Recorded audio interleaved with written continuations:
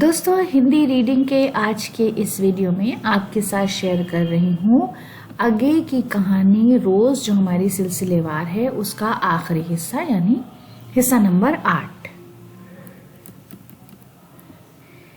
इतनी देर में पूर्ववत शांति हो गई थी। पूर्ववत यानी पहले की तरह। पूर्व का मतलब होता है पहले और वत का मतलब की तरह। शांति, खामोशी, सन्नाटा या सुकून, जो भी आप कह लें।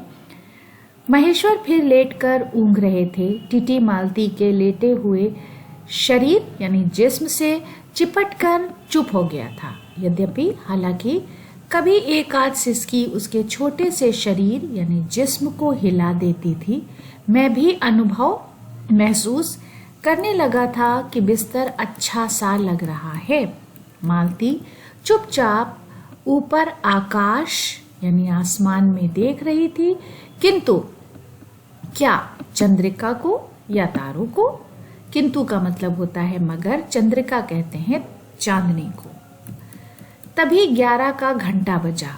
मैंने अपनी भारी हो रही पलकें उठाकर अकस्मात यानी अचानक किसी अस्पष्ट यानी गैर वाज़ेह प्रतीक्षा इंतजार से मालती की ओर तरफ देखा।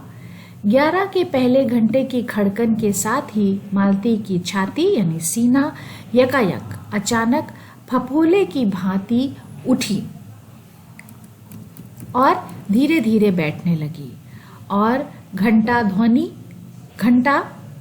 जो घंटे की आवाज होती है, ध्वनि का मतलब आवाज है, घंटा वो जो आवाज होती है घड़ी में वो है, के कंपन थरथराहट के साथ ही मूक हो जाने वाली आवाज यानी खामोश हो जाने वाली आवाज में उसने कहा 11 बज गए।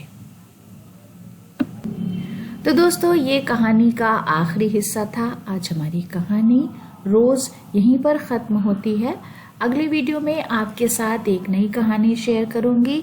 उम्मीद है कि वीडियो आपके लिए फायदेमंद रहा होगा। वीडियो देखने के लिए बहुत बहुत शुक्रिया।